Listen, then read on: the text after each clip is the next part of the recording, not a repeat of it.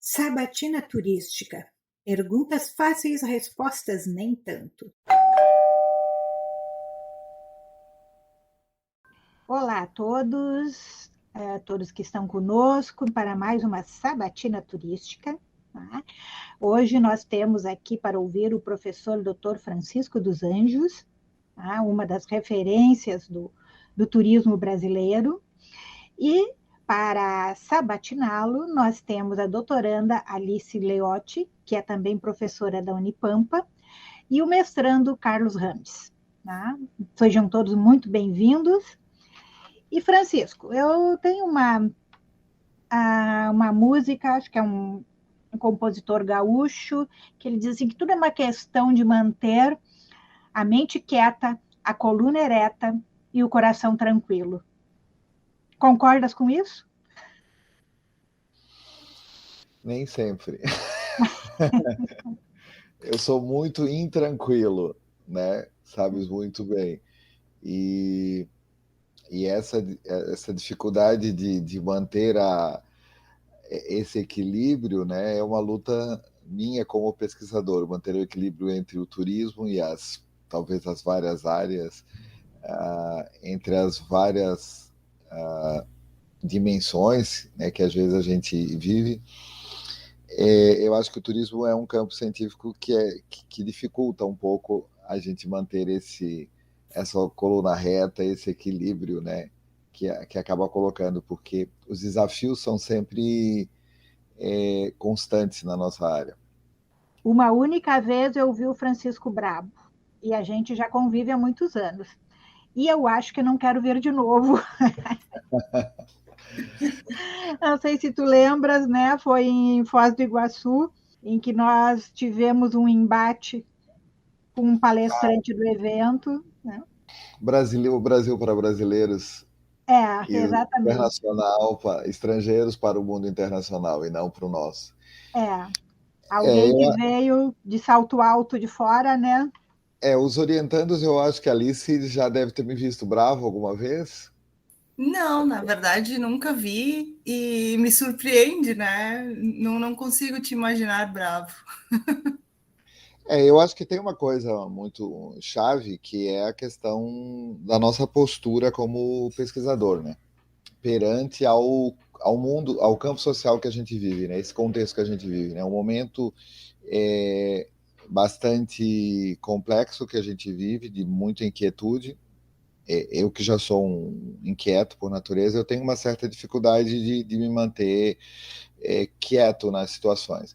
Eu procuro, e aí a Malu, aí da UC sempre fazia referência, né, que eu procuro às vezes o sarcasmo para isso, eu procuro brincar um pouco com as situações, mas eu sempre dou umas cutucadas, né? A professora Márcia é a minha parceira de cutucadas mútuas, né? Até porque eu acho que nós temos que ter posturas ideológicas claras, né? Eu acho que a gente tem que saber para onde a gente vai, que postura que a gente tem e o que eu quero fazer com esse conhecimento científico que eu estou gerando. Que eu acho que é uma coisa que está faltando bastante no nosso campo, é que a gente tenha essa coerência, né, epistemológica mesmo, coerência de visão de mundo. Não apenas falar, não apenas discursar, mas agir nessa direção. E se expor. Né? Essa é a dificuldade que eu tenho. Né? Essa referência que a Suzana fez em Foz do Iguaçu estava numa questão de uma provocação exacerbada, né? de um ideário que não corresponde à verdade. Né, que não correspondia à verdade, não correspondia à realidade que nós estamos vivendo. Não, claro, a verdade é a minha verdade, naturalmente, mas não correspondia à realidade que nós estamos vivendo. E o campo científico do turismo muitas vezes se esquece um pouco disso. Né? Há um certo discurso padrão, majoritário, e que quando a gente rompe esse padrão ou questiona esse padrão, esses privilegiados da nossa área, isso causa um certo ruído. E uma das coisas de questionamento, Suzana, né, e a Alice me acompanha ali, está na seriedade do trabalho da pesquisa em turismo. Quer dizer, nós fizemos uma pesquisa séria, nós temos que usar a metodologia, nós temos um campo do ócio, do lazer para se trabalhar, mas nós fizemos isso com pesquisa séria, né? E acho que a dificuldade que a Suzana já passou no CNPq para enfrentar essa falta de seriedade da área, né, é o que muitas vezes dificulta a própria área se consolidar, né? Esse bastão a Suzana me passou do ano passado para cá, e a maior dificuldade é a falta de seriedade da área, né? Às vezes eu questionava a Margarita, né? A Margarita questionava, a Margarita sempre foi muito dura no sentido muito rígida, e muitas vezes, e quase sempre eu estava de acordo com ela, sim, a gente precisa levar um pouquinho mais a sério a área para que a área seja reconhecida pelos parceiros, pelas outras áreas, né? Porque nós estamos dentro de uma comunidade científica, a gente não é isolado, né? Essa parece a dificuldade, esse olhar nós para nós e esquecer que nós estamos num campo, que nós estamos o tempo inteiro vigiados, né? E punidos muitas vezes quando a gente não leva a sério. Me parece esse o maior desafio que eu venho tentando atuar. E eu acho que essa postura arrogante, né, ideologicamente atravessada que ocorreu em Foz do Iguaçu, me tirou um pouco do sério. Quer dizer, eu não consegui usar, como diz a Malu, sarcasmo, não consegui brincar com a situação, aquilo foi excessivamente agressivo, né? Não como para o Francisco Pessoa, mas para o Francisco pesquisador, né? Vou aproveitar esse gancho, né, que nós estamos falando aqui, que a professora Suzana passou o bastão, né, da representação diária do CNPq. Eu queria saber, na sua visão, quais são as vantagens e as dificuldades de ser representantes da área do turismo? Eu acho que a grande vantagem, né, é que a gente consegue ter uma ideia do turismo como um todo. Eu tive duas experiências que permitiram isso, tá, Alice? Uma foi na presidência da Amptur, né, e na direção científica até primeiro, e seguido assim, por uma boa coincidência, sempre seguido da Suzana, né? A Suzana foi diretora científica, depois ela me passou o bastão. Depois, no CNPq, a mesma situação acabou acontecendo, né? E esses dois momentos a gente consegue ter uma ideia do campo do turismo no Brasil, né? Uma ideia onde a gente percebe os avanços que a área já alcançou e que a área, né, continua elevando, e as deficiências que nós temos na área. É uma área que cresceu muito, nem toda de forma estruturada. Nós temos o turismo não apenas na pós-graduação, nós temos muito um turismo fora da pós-graduação, né? Hoje a gente tem um turismo nas universidades federais e nos institutos federais de uma forma muito expressiva, né? Fazendo ciência, fazendo o turismo como campo científico, e ainda um número muito pequeno de pós-graduação. E ainda uma pós-graduação muito centrada em alguns pilares, muitas vezes do século passado. Muitas vezes no modelo que se criou o curso da Univale, da UX, da INB, e que precisa de uma revolução. E o CNPq muitas vezes ajuda a fazer essa revolução, só que sempre a postura que a gente tem como representante é uma postura que aparenta ser de embate para a área, né? Porque ela mostra um direcionamento que não é só do turismo.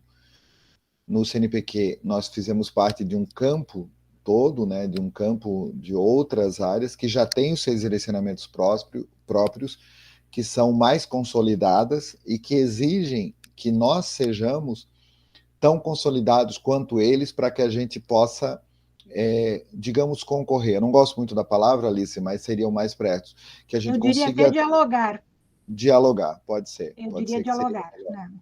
E essa é a grande dificuldade. Às vezes a gente vem com a área ainda pouco consolidada, com as pessoas que acham que dentro da área tem uma certa representatividade, que isso significa para a sociedade como um todo.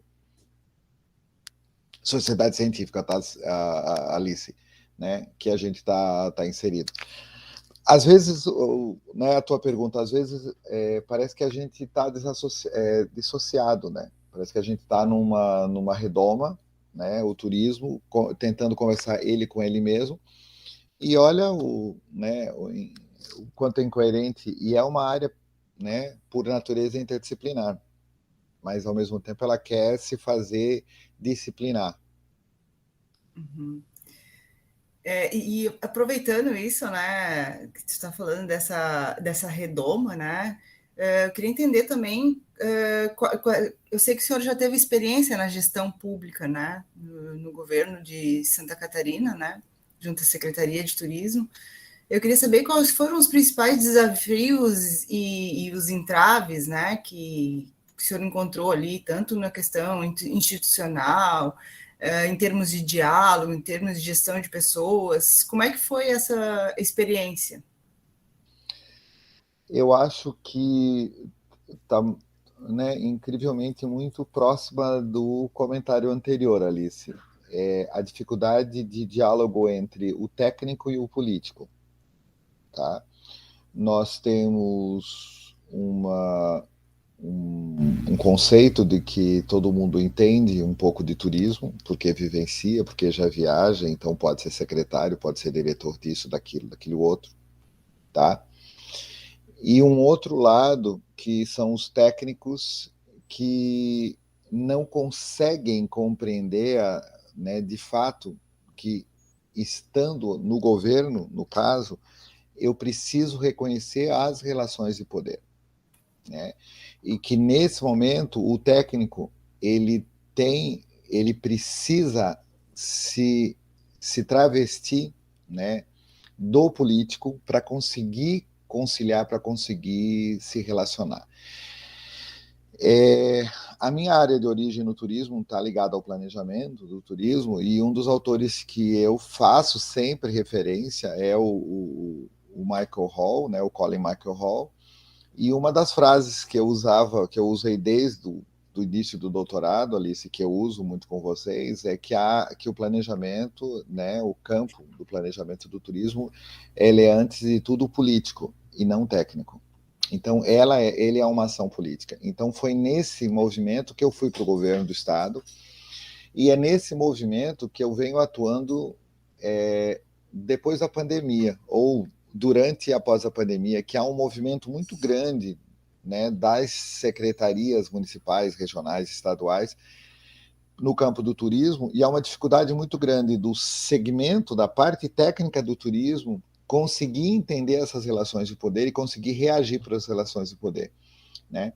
E aí é que eu acho que tem um pouco a ver com a própria redoma. A área técnica, às vezes, se envolve, né, de uma roupagem que eles sabem que o conhecimento técnico se sobrepõe, tá? E ele vai em embate com o setor político, Alice, ele sempre vai perder, né? Porque no governo as relações do governo são relações políticas por natureza. Então, o técnico, ele às vezes entra numa frustração, ou ele modifica.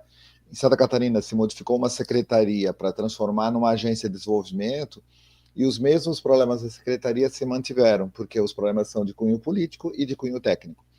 Então, o meu exercício durante o tempo de governo do Estado de Santa Catarina, na secretaria, e agora nesse movimento junto às secretarias municipais e estaduais, está em aproximar, né, esses dois campos, né, em ser político, né, porque nós somos um ser político, né, e levar os conhecimentos técnicos para essa seara, né?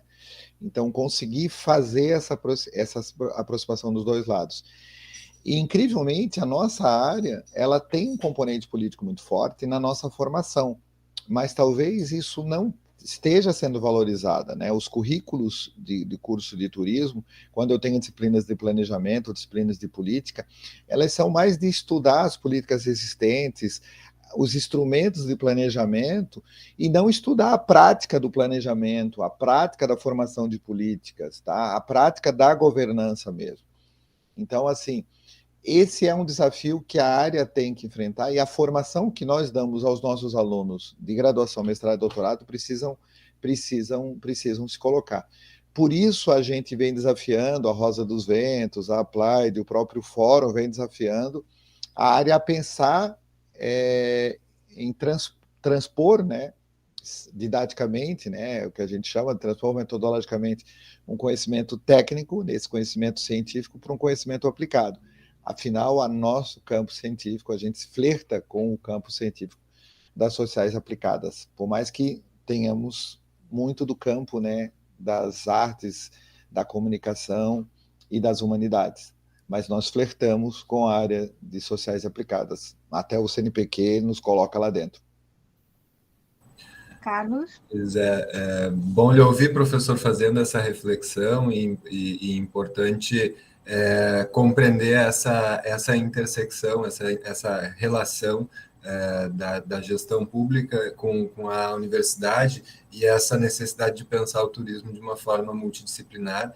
E eu queria, nessa mesma linha, que o senhor falasse um pouco, se é que é possível visualizar, como é que se dá como é que pode se dar essa aproximação entre o que é produzido nos programas de pesquisa e pós-graduação com o que é realizado lá na outra ponta, na gestão, seja do município ou de um estado, né? E nessa mesma pergunta, já vou emendar uma outra, que é a respeito da própria organização do estado para pensar o turismo.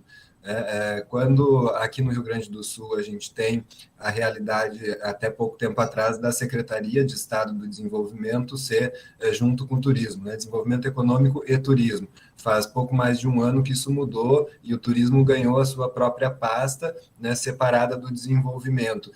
Como é que a gente pode pensar, olhar para frente e pensar o turismo tem que estar junto com o desenvolvimento, tem que estar junto com a cultura, tem que estar junto com a comunicação, no ambiente da governança, no ambiente da gestão pública e se aproximar, assim, também da pesquisa que é multidisciplinar. Como é que isso acontece, essa relação? Como é que a gente pode se aproximar dessa gestão pública ou trazer esse conhecimento para dentro de uma secretaria de Estado ou para dentro de uma secretaria municipal? Em termos de política pública, Carlos, eu acho que todo mundo reconhece que a criação do Ministério foi emblemática para a área, né? Isso impactou não apenas, digamos, o nível político, mas o nível técnico também, né? A gente que está na pós-graduação... E houve a explosão dos cursos de graduação em turismo, isso, né? Isso. Imediato. A gente está na pós-graduação, né, Suzana e eu, há mais de 20 anos, né? Nós vimos esse impacto bem significativo, porque ele começou a ser tratado de uma forma bem mais séria. Por outro lado, Carlos, ter um ministério próprio, ou estar dentro de junto com uma pasta A, pasta B ou pasta C, não é ele que resolve os problemas, né? O que resolve os problemas é se a Secretaria Específica de Turismo, né, uma diretoria, ou um ministério, ou uma Secretaria de Estado, uma Secretaria do município, consegue conversar com as outras secretarias, exatamente pela postura que tu colocas, pela questão multidisciplinar da área. Numa Secretaria Municipal, né, por exemplo, a gente precisa...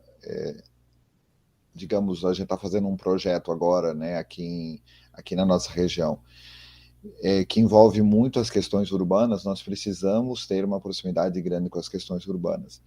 Mas o secretário de turismo, ele precisa saber como acontece o processo de orçamento, o processo financeiro de uma prefeitura, para entender como é que a banda toca dentro daquele cenário.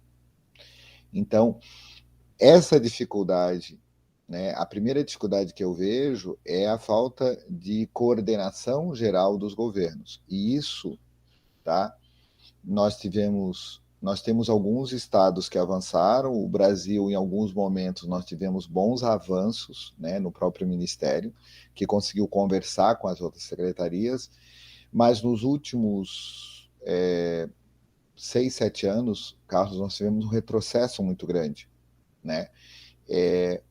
a crise ou a redução de recursos, ela faz com que cada secretaria olhe para o seu umbigo e dificulte muito o trabalho de forma coletiva.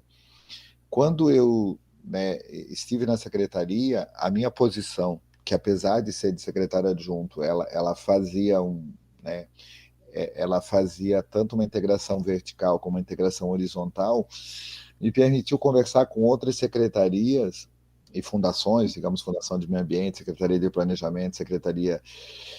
E essas interlocuções eram fundamentais para que os planos da nossa secretaria fossem colocadas, fossem materializadas, tá?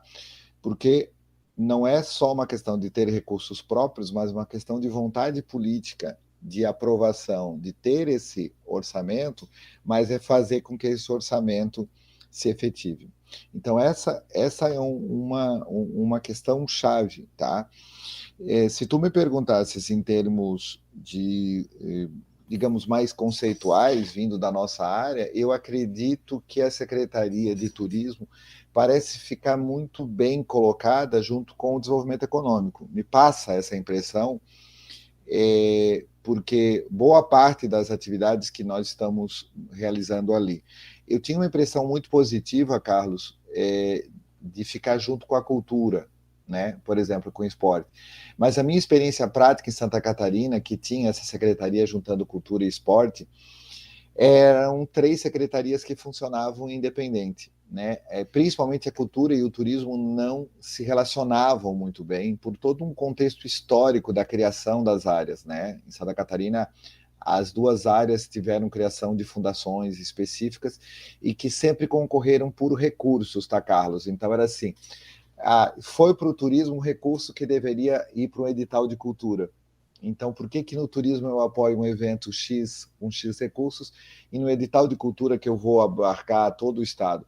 Então, o discurso da cultura sempre era esse. E o discurso do turismo é que a cultura diretamente não geraria um recurso, então seria um saco sem fundo, onde eu investiria, e eu não teria um retorno, porque há uma visão, muitas vezes, do turismo, uma visão excessivamente economicista. O esporte era o mais calminho da história. Mas me parece, tá, pela uma leitura mais teórica, que ele ficaria bem numa Secretaria de Desenvolvimento Econômico, tá? Mas isso não garante nada, e eu queria reforçar, isso não garante nada. Se ele está ali ou ele está isolado, não garante nada. Então, ter o status de secretaria. O que foi diferente, que talvez dê uma impressão equivocada, não sei se a Suzana concorda, é que quando se criou o Ministério do Turismo no Brasil, se deu recursos para o Ministério. Então, foi criado efetivamente o Ministério. Não foi criada uma pasta sem recursos. Foi criada uma estrutura de formação de políticas públicas. Então, nós temos, de 2003 a 2015, várias políticas que foram evoluindo em termos de Brasil. Se não foram materializadas, mas se criou muito. Então, foi uma secretaria que se teve estrutura, se teve um ministério que teve estrutura. Agora, ter uma secretaria municipal ou estadual só para dizer que tem um turismólogo lá sendo secretário, isso não garante muita coisa. E aí, o que falta do nosso lado? Eu acho que falta do nosso lado uma visão menos técnica do profissional do turismo e mais política. Eu acho que isso é fundamental. A gente tem que fazer... nem todos os conhecimentos que nós produzimos na academia são aplicados, né? Principalmente quando nós vamos para a pós-graduação, onde, via de regra, no Brasil, nós temos esse olhar, né, do PhD, né, Suzana, esse olhar de um doutor pesquisador, isso é preponderante. A gente já viu esse discurso de ser mais profissional há mais de 20 anos. Nós temos programas profissionais no Brasil de mestrado, por exemplo. Nós ainda não temos programas de doutorado, mas são programas, né, que tiveram ao longo do seu tempo, né, e alguns continuam tendo uma dificuldade de se manter como um programa, porque as regras da CAPES, por exemplo, que nós mesmos criamos, têm uma referência muito com a produção acadêmica, no estilo mais clássico, mais tradicional. Então, eu vejo assim, programas que foram do Brasil descredenciados, não quer dizer que não eram bons, não quer dizer que não tinham qualidade ou que não produziram conhecimento. É que eles não conseguiam cumprir as regras ditadas para eles.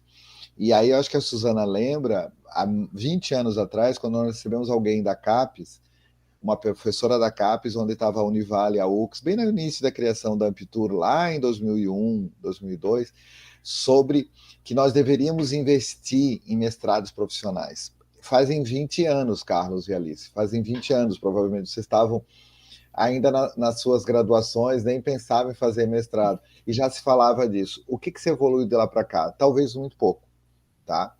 Agora, o conhecimento que a universidade produz, além do mestrado e doutorado, precisa sempre olhar para o lado aplicado, né? Ou parte dele, pelo menos. Agora, Francisco, eu acho que houve um problema, né, nesses profissionais, que na realidade foi um subterfúgio da CAPES para cair fora. É um falso acadêmico. Exato. E muitas vezes. Não, e não ter bolsa, né? Então, não, é curso de mercado, o mercado tem que responder e não precisa bolsa governamental. Então, me parece que ficou muito atrelado, muito marcado negativamente os profissionais por esse tratamento da autoridade da área, digamos assim. É como um tratamento secundário mesmo, né? A prioridade não era os mestrados profissionais, eram os mestrados acadêmicos. Era cair fora. Era o governo, não tem dinheiro, não, então vamos... E era incentivado, né? E era quase que obrigatório ter o profissional, né? Mas dentro desse discurso de menosprezo, digamos assim. Algumas áreas mais consolidadas, né? Acho que a Suzana reconhece, os mestrados profissionais são paralelos aos mestrados acadêmicos. Um programa acadêmico cria um programa profissional, cria um doutorado, depois ele vem e cria um programa profissional. É muito recente essa criação do doutorado profissional, que talvez daqui a alguns anos a gente consiga reconhecer. Mas, além do que a Suzana comentou, eu acho que muitos mestrados profissionais também tiveram pessoas à frente dele muito acadêmicas, né? Se a gente for ver um pouquinho, na realidade brasileira, nós temos referências acadêmicas em mestrados profissionais, né? E que tenham todo um foco na produção do conhecimento para o próprio campo científico. Agora, na questão da aplicação desse conhecimento, eu vejo muito, Carlos, que isso vem da própria consolidação da área, né? Eu venho de uma área muito consolidada, que é a geografia, né? A minha origem lá, e eu sempre flertei com as duas áreas, geografia e turismo, até uns 10 anos para cá, que eu praticamente não atuo mais na área de geografia. E a área de geografia, o conhecimento, cada vez está se tornando mais aplicado à medida que a área vai se consolidando. E a gente consegue olhar isso positivamente fora do Brasil, né, onde a área de geografia e a área de turismo têm conhecimentos aplicados, onde a gente vê melhores conversas entre, né, o mercado e a academia. Claro que, Carlos, alguns países, né, Suzana, não são todos os países, alguns que o brasileiro vai lá fora fazer mestrado e doutorado, né, são muito menos avançados do que nós em termos de conhecimento, tá? Isso na geografia, a gente acompanha ali no Conselho Científico, né, no CNPq, e a gente percebe que algumas conversas, o cara não consegue passar no mestrado no Brasil, no doutorado, então ele vai fazer lá fora, porque é mais fácil de entrar. E aí, às vezes, pede a bolsa e o discurso é que aí ele vai ter uma experiência internacional. Então, o campo científico no Brasil, a minha primeira resposta para a Alice é que a gente tem muito a avançar, mas ele já avançou bastante. Nós temos boas produções, né? Apesar da dificuldade nossa da língua, né? O português não é tão lido, né? Então, quando a gente produz algum artigo em espanhol, por exemplo, nós já percebemos a abrangência, né, Suzana, da leitura de que tenha, e em inglês também. Então, tem uma coisa a ver com a língua, não tem uma coisa a ver com a qualidade do conhecimento científico produzido aqui. Eu queria aproveitar a fala, né, do professor que fala dessa mudança de postura que a gente deveria ter, né? De uma postura menos técnica e mais política, né? Como que a gente pode trazer isso para dentro dos cursos, né, de graduação, de pós-graduação, né? Sendo que a gente vê situações de pesquisadores já em nível de doutorado, em alguns casos de pós-doutorado, que tem um posicionamento político X e posicionamento acadêmico Y, né? Que são contraditórios, né? A gente não encontra coerência nos seres. Como é que a gente vai fazer essa mudança de postura? Né? Como que o senhor acha que isso é possível? Aí a gente entra para uma área mais complicada, que é a questão de postura ideológica, né, Suzana? E que aí é uma coisa um pouquinho mais complexa para a nossa área, né? Então, assim, nesse momento tão grave que a gente está vivendo, né, da sociedade brasileira, nós vemos alguns colegas nossos se expondo, né? Se expondo vergonhosamente, né? E que já vieram, né, nos últimos 3, 4 anos se expondo. E quando eu falo dessa postura política, ela tem muito mais um viés de tratamento relacional, né? Assim, ó, dentro da governança, né, que é uma das áreas que a gente atua, a gente coloca essa dimensão política muito ligada à questão relacional, né? A entender como é que esses agentes funcionam, tá, Alice? Fazer com que os alunos entendam como é que funciona esses agentes, como é que eles podem se portar na assessoria desses agentes e também desenvolver essas habilidades relacionais, essas habilidades mais ligadas às questões psicológicas, às questões do marketing, às questões de gestão, tá? Às questões da comunicação. Porque, assim, nós estamos, eu acho que, muito fortes, baseados numa formação técnica quadradinha. Quando o Carlos puxa a questão do multidisciplinar, por exemplo, que a gente já atuou aqui, nós temos, na nossa área de turismo, um discurso muito fácil, né? Que tudo tem que ser multipluritransdisciplinar. Então, todo mundo fala e essa palavra pega, que é uma maravilha, né? E não se executa nada disso. Quer dizer, isso aqui é só para discursar e só para pegar, porque os clássicos do século passado tinham isso, usavam. E usam, inclusive, essas 3 palavras como sinônimos, e uma acoplada à outra, né, Suzana? Uma coisa louca, né? Em termos epistemológicos, isso é uma... É sempre o trio, é sempre a triologia. E é um absurdo, né? Não, e eu tenho dificuldade, Suzana, porque, assim, é sempre trans e multi, mas ali no meio, às vezes entra o pluri, às vezes entra o transversal, entra uma terceira dimensão, que às vezes não tem nada a ver, mas é uma zona. Mas mesmo que a gente trabalhasse com multi e com o transdisciplinar, né, a primeira coisa é que o turismo tem que ter um conhecimento próprio, né, que advém desses conhecimentos, né, interdisciplinares, e tem que ter uma contribuição própria para se colocar no campo, tá? Ele não é uma mistura, nem uma soma, nem uma farinha, nem uma peneira que a gente passa. Então tem um conhecimento próprio. Se ele tem esse conhecimento próprio, ele está no campo científico do turismo. Isso a Margarita já vem pregando há alguns anos, né? Ou pelo menos nos provocando, né? Há alguns anos. Regina Schluter, só para ficar nos teóricos nossos e mais da América Latina.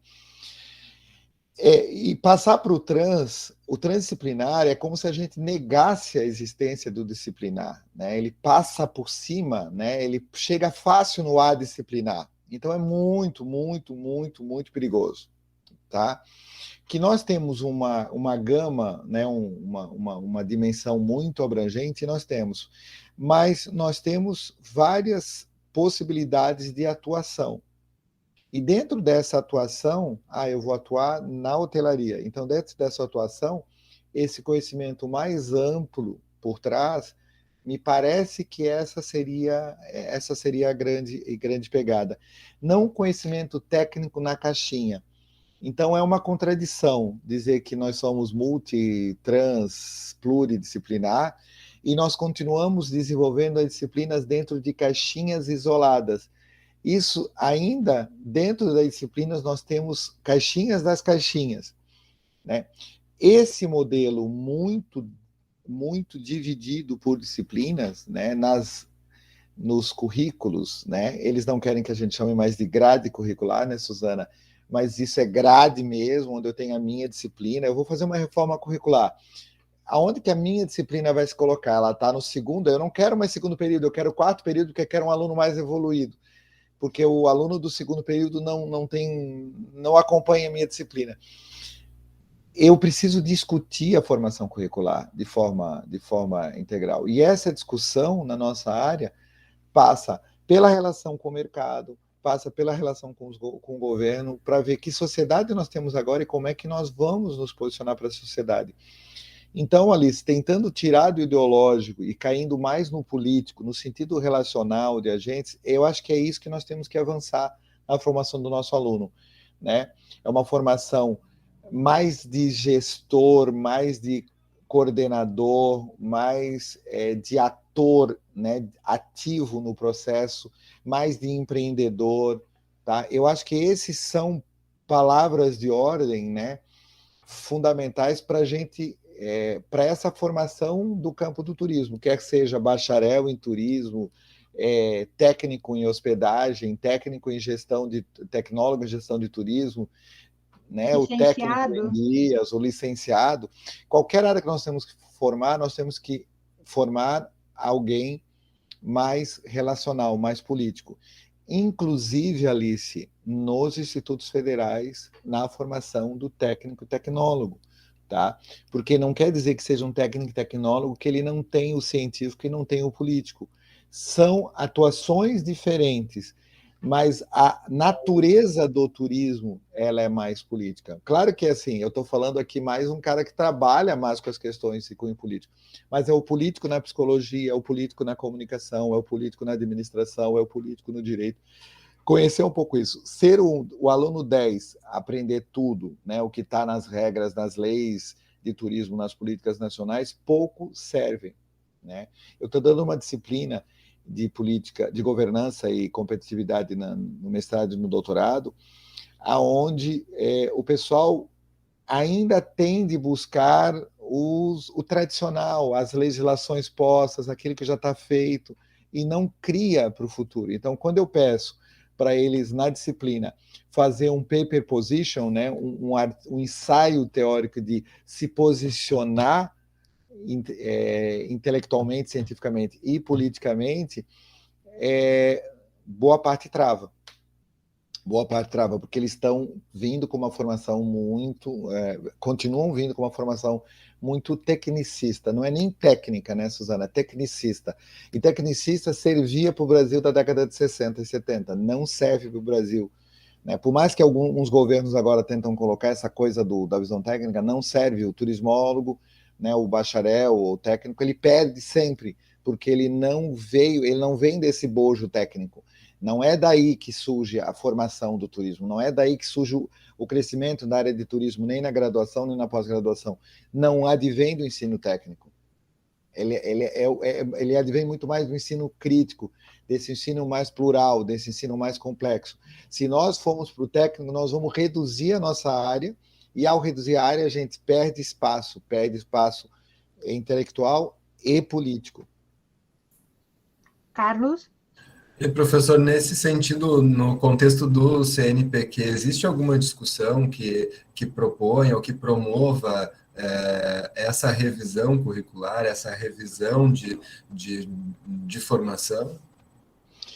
Carlos, no CNPq, a experiência que eu estou tendo, eu tenho um ano aí de experiência, né, como representante, mas a gente é pesquisador de um bom tempo. O CNPq ele foi muito esvaziado, né?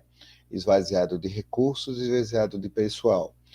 Então, a nossa atuação, né, a minha impressão, né, às vezes a área espera muito do representante, e o representante, ele, até o nome, né, ele é meramente um representante da área no comitê, existe um comitê e a gente é uma pessoa dentro de um comitê de 8, 9, 10 pessoas.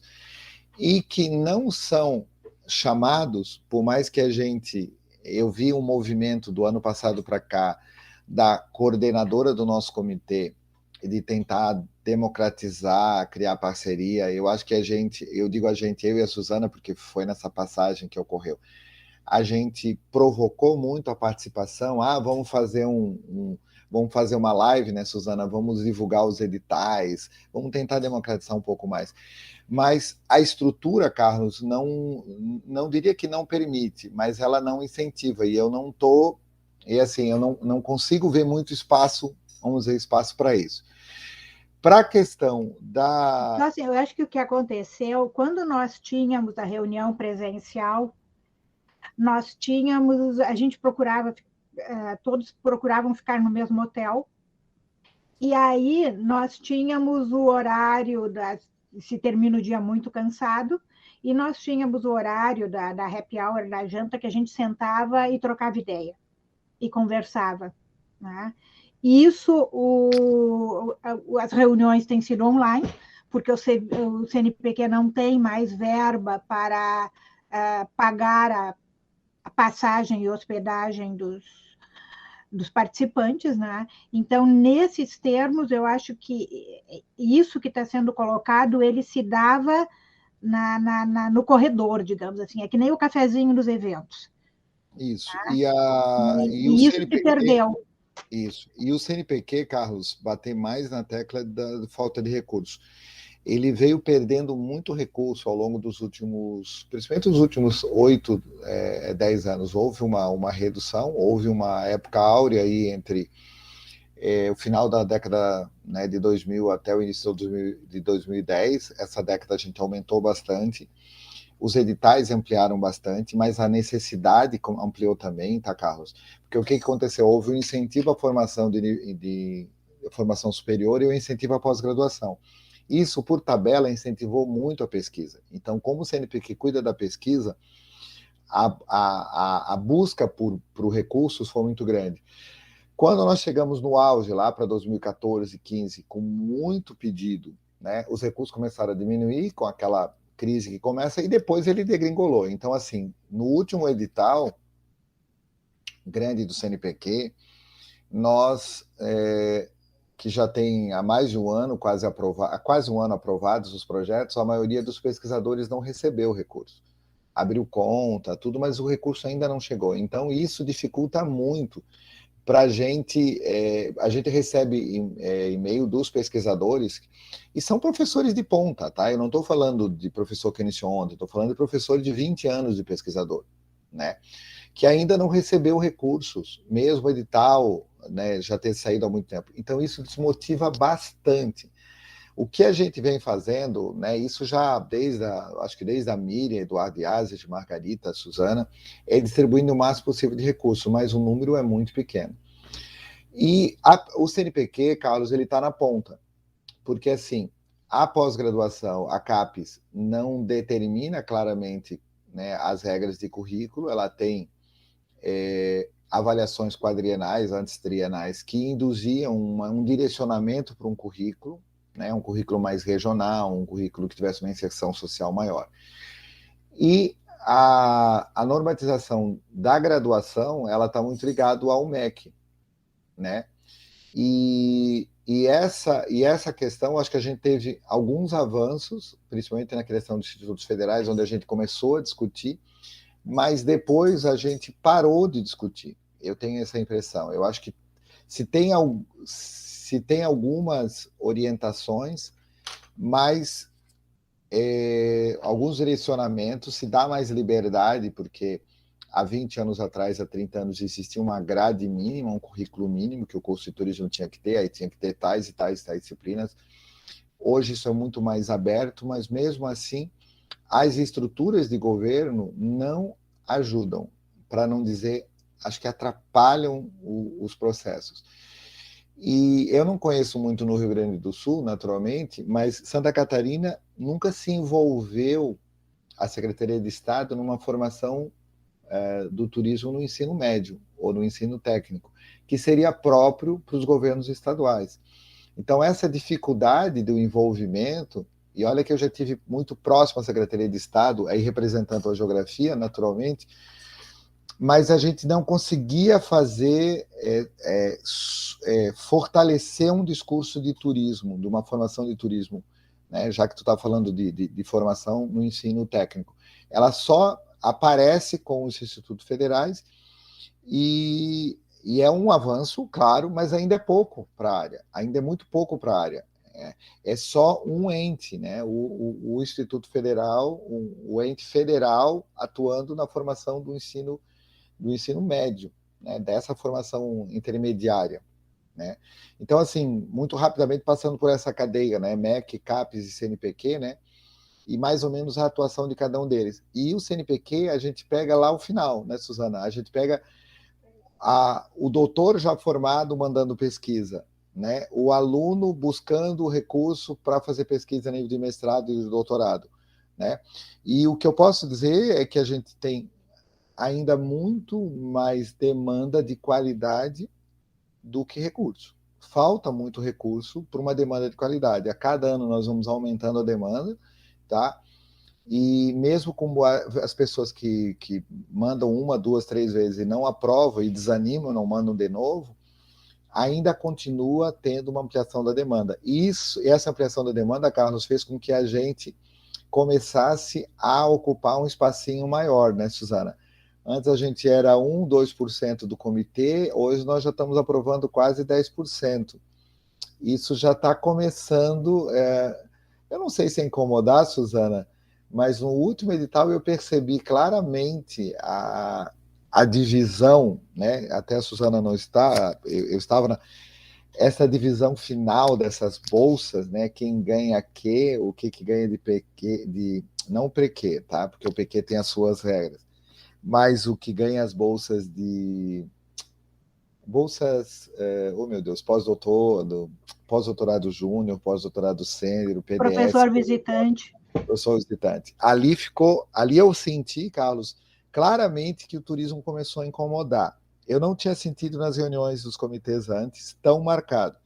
A reunião da produtividade, que é uma área que deu bastante discussão esse ano no campo do Brasil, e talvez algumas pessoas ouçam, que até teve algumas críticas, né?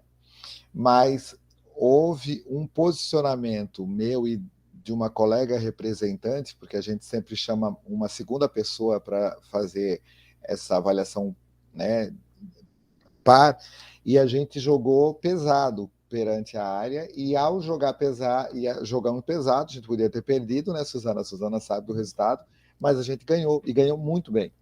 Então, a área ganhou muita bolsa esse ano. Então, isso deu uma incomodada, peraí, porque a gente tinha uma demanda alta, a gente tinha qualidade e a gente jogou todo mundo para cima. Então, jogamos. A área criticou, Carlos, que ela queria mais, mas a área sempre vai querer mais. E algumas pessoas antigas que não fizeram a transição, né, não ganharam, continuaram não ganhando e estão incomodados. Então, isso vai sempre acontecer. A disputa entre o novo e o velho, né? Porque tem o velho que não cresce e o novo chegando querendo mais. E esse novo vai passar por cima. Isso é o processo natural da evolução da ciência. Esse novo vai vindo com inovações, vai vindo com novos conhecimentos, com conhecimento mais aplicado e conhecimento mais aprofundado, e vai conquistar. Mas a área nossa tem um pouco de tudo, né, Suzana? Tem o clássico, tem o consolidado, tem o pessoal intermediário e tem espaço para o pessoal que está chegando. Até novíssimo. O novíssimo, né? Para a Alice aí, ó. Daqui a 3, 4 anos, então tem esse espaço para o novíssimo. Bom, o nosso tempo está se indo, eu queria fazer uma última rodada, assim, pergunta rápida e resposta rápida. Para fecharmos. Alice.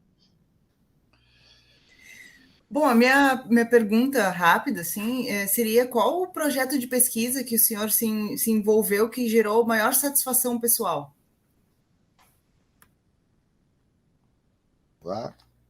Eu acho que de governança. Eu acho que esse de governança com esse projeto dos últimos anos de governança com a UCS e com a UFRN, eu acho que deu deu um grande salto. Eu acho que eu considero que eu aprendi muito nesse projeto, e eu consegui um salto muito grande, né? O UCLA e o FRN, né, foram muito importantes nesse crescimento. Carlos?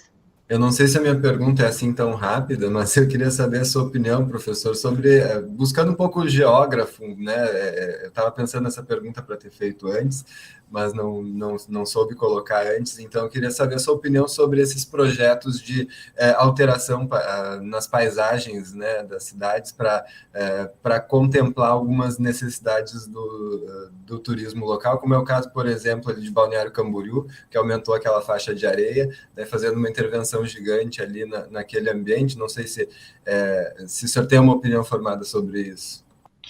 Carlos, eu acho que isso é muito complicado, isso não está na seara só do turismo ou da geografia, né? Isso está na seara mais ampla, né? Isso é muito complicado e esse é um movimento, quando eu mexo com o território, né, é um movimento sem volta. Então isso é muito perigoso para as áreas. E nós temos exemplos muito negativos fora do Brasil e no Brasil também. Então, assim, é muito arriscado, né, o que foi feito. Então, eu, como gestor público, se eu estivesse na posição, provavelmente eu não faria, eu não incentivaria, tá? Não é que eu não faria porque eu não tenho poder, eu não incentivaria. Eu acho que a gente tem outros recursos. E usando o papel do geógrafo, o que Camboriú vende é urbanidade, não é paisagem. O que Camboriú vende é vida urbana, é vida turística, é vida noturna, é comércio. E mais faixa de areia não amplia isso. Isso é um discurso falso e que pode vir a trazer consequências bem negativas para a região onde eu vivo e atuo, e boa parte das minhas pesquisas estão aqui. Então, e isso não é uma posição ideológica, tá, Carlos? Na fala lá da Alice, isso é uma posição teórica mesmo, né? Eu não vendo paisagem em Balneário. Eu vendo principalmente urbanidade, vida. O turismo vende vida, principalmente. Então, e vida urbana, especificamente urbana em Balneário Camboriú. Não é vida campestre, é vida rural. E isso a gente continua vendendo muito bem. E eu não sei se a faixa de areia isso ajuda. Talvez, Carlos, seja mais uma questão de política partidária que ocorreu isso, tá? De eleição, do que e nem tanto interesse da construção civil, não. A construção civil não vai construir na faixa de areia, ela vai continuar construindo no mesmo local. Eu já tenho usado em outras sabatinas e quero encerrar com isso também, com a frase do Argan, que foi prefeito de Roma, né? E que ele dizia que antes de planejar Roma, é preciso sonhar Roma. Antes de planejar o turismo, é preciso sonhar o turismo? Eu acho que sim. Não, o turismo é sonho, né? A pesquisa é sonho, né? A vida acadêmica. Quando a Alice me pergunta o que eu mais me agradou, eu adoro sala de aula, então, assim, cada aula que eu saio, eu tenho o maior prazer, e talvez os meus principais projetos sejam esse. O turismo e a pesquisa e o conhecimento é sonho, porque senão, né, a hora que a gente está perdendo o sonho, nós estamos perdendo a vida e, consequentemente, o futuro do nosso sonho, que é o turismo. Grande momento, né? Parabéns, Francisco. Obrigado. Obrigada de coração, né? O meu respeito por ti sempre foi grande e hoje eu saio com um respeito maior ainda. Alice, muito obrigada. Carlos, muito obrigada. E nos vemos por aí até a nossa próxima sabatina. Obrigada a todos.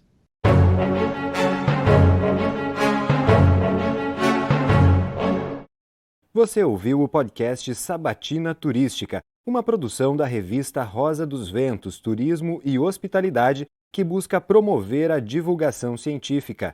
Este projeto tem a coordenação de Suzana Gastal e colaboração de Matheus Vitor Tadioto, Felipe Zaltron de Sá, Carlos Rames e Alan Minzon.